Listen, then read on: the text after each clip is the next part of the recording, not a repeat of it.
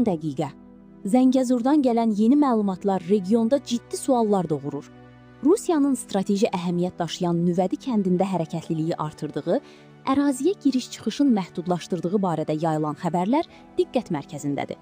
Bu addımın arxasında nə dayanır? Zəngəzur dəhlizi ətrafında yeni gərginlik başlayır, bölgədə böyük güclərin maraqları toqquşurmu? Xəbər bələdçisi olaraq bugün Zəngəzur istiqamətində baş verən son hadisələri, ekspertlərin diqqət çəkən fikirlərini və proseslərin mümkün nəticələrini ətraflı təqdim edəcəyik. Videonu sona qədər izləyin və ən son xəbərlərdən xəbərdar olmaq üçün kanalımıza abunə olmağı unutmayın. Zəngəzur bölgəsində yerləşən Nüvədi kəndi ətrafında yayılan son məlumatlar regionda yeni müzakirələrə səbəb olub. Məlumatlara görə Rusiya Federal Təhlükəsizlik Xidmətinin əraziyə giriş və çıxışları məhdudlaşdırdığı iddia edilir. Hələlik bu məlumatların rəsmi təsdiqi olmasa da, məsələ həm siyasi dairələrdə, həm də ictimaiyyət arasında geniş maraq doğurub. Bəzi ekspertlər hesab edirlər ki, belə bir addım Zəngəzur dəhlizi ilə bağlı müzakirələrin intensivləşdiyi bir dövrdə təsadüfi sayıla bilməz. Onların fikrincə, regionda nəqliyyat marşrutları və geosiyasi maraqlar uğrunda rəqabət getdikcə daha da güclənir. Bu səbəbdən Nüvədi istiqamətində baş verən hadisələr təkcə yerli məsələ deyil, həm də beynəlxalq güclərin maraqları fonunda qiymətləndirilir. Politolog İlxan Şahinoğlu bildirib ki, ilk növbədə yayılan məlumatların doğruluğu dəqiqləşdirilməlidir. Onun sözlərinə görə, Ermənistan daxilində Rusiyaya yaxın siyasi qüvvələr müəyyən xəbərləri məqsədli şəkildə gündəmə gətirə bilər. Belə məlumatların yayılmasında məqsəd ölkə daxili siyasi proseslərə təsir göstərmək, seçkilər öncəsi və ya sonrasında ictimai rəydə narahatlıq yaratmaq ola bilər. Ekspert qeyd edir ki, əgər yayılan məlumatlar həqiqəti əks etdirirsə, bu halda Rusiyanın Ermənistanda geosiyasi təsir imkanlarını qorumaq və gücləndirmək istiqamətində yeni mərhələyə keçdiyi qənaətinə gəlmək olar. Son aylarda Zəngəzur dəhlizi və regional kommunikasiya layihələri ilə bağlı müxtəlif beynəlxalq təşəbbüslərin gündəmə gəlməsi Moskvanın diqqətindən yayınmır. Müşahidəçilərin fikrincə, bölgədəki proseslər yalnız Ermənistan və Azərbaycan üçün deyil, həm də Rusiya, ABŞ və digər böyük güclər üçün strateji əhəmiyyət daşıyır. Buna görə də Nüvədi kəndi ətrafında baş verən hər hansı hadisə regional təhlükəsizlik baxımından diqqətlə izlənilir. Hazırda Rusiya Ukraynada davam edən müharibə ilə məşğuldur. Belə bir dövrdə Cənubi Qafqazda əlavə gərginlik ocağının yaranması Moskva ilə Qərb arasında münasibətlərin daha da mürəkkəbləşməsinə səbəb ola bilər. Bu isə regionda yeni siyasi və təhlükəsizlik risklərinin meydana çıxması ehtimalını artırır. Bununla belə, ekspertlər tələsmədən nəticə çıxarmağın vacibliyini vurğulayırlar. Hadisələrin əsl mahiyyətini müəyyən etmək üçün rəsmi mənbələrin açıqlamaları və gələcək addımlar həlledici rol oynayacaq. Zəngəzurda baş verən proseslərin hansı istiqamətdə inkişaf edəcəyi yaxın günlərdə daha aydın görünəcək. Xəbər bələdçisi bölgədə baş verən bütün yenilikləri izləməyə davam edir. İnkişaf edən hadisələrlə bağlı ən son məlumatları əldə etmək üçün bizi izləyin. Təcili xəbər. Azərbaycanda hiss olunan güclü zəlzələ ilə bağlı yeni detallar açıqlandı. Yeraltı təkanların səbəbi nədir? Niyə zəlzələ bu qədər geniş ərazidə hiss olunub? Mütəxəssislərdən diqqət çəkən açıqlamalar gəldi. Qəbələdə qeydə alınan son zəlzələnin bir çox şəhər və rayonlarda narahatlıq yaradıb. Sosial şəbəkələrdə yayılan görüntülər və məlumatlar əhalinin diqqətini bu hadisəyə yönəldib. Bəs əslində yerin dərinliklərində nə baş verib? Daha güclü zəlzələ təhlükəsi varmı?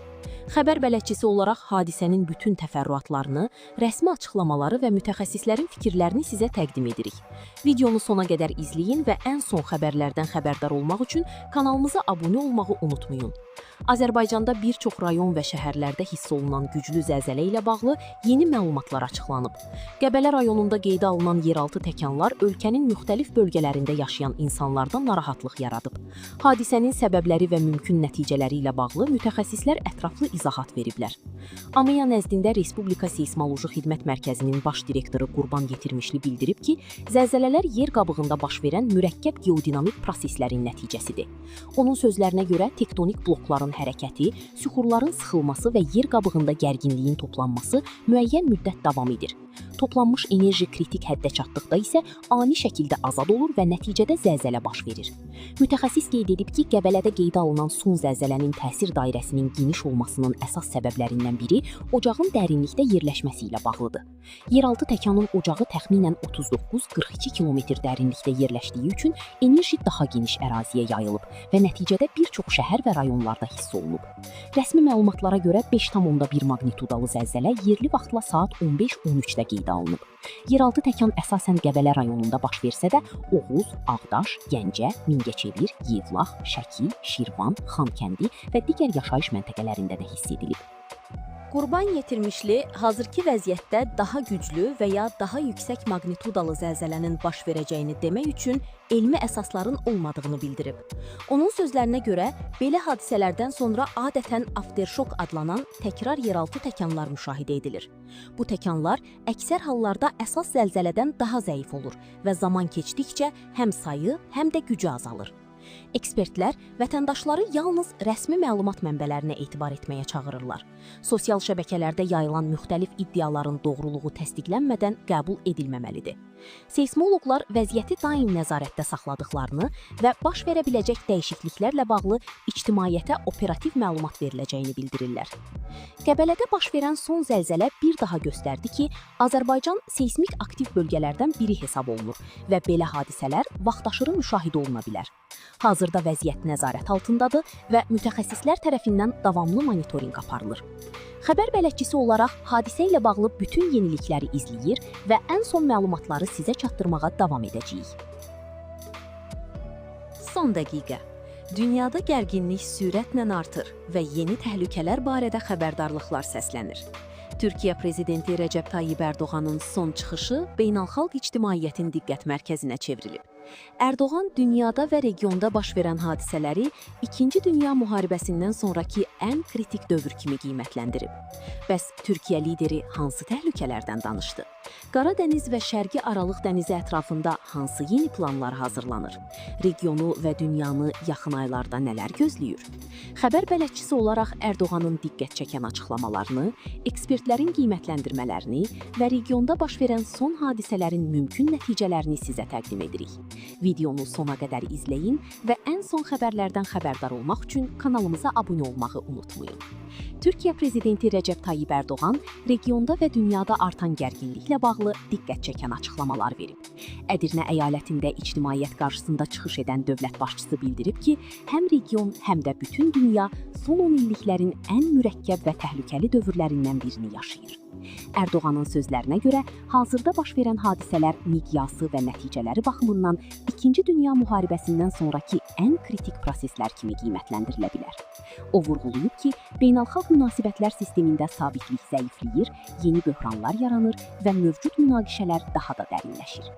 Türkiyə prezidenti qeyd edib ki, ölkəsi yerləşdiyi strateji mövqeyə görə baş verən hadisələrin təsirlərini yaxından hiss edir. Onun sözlərinə görə, hakimiyyət Türkiyəni regionda alovlanan böhranlardan və təhlükələrdən qorumaq üçün bütün imkanlardan istifadə edir.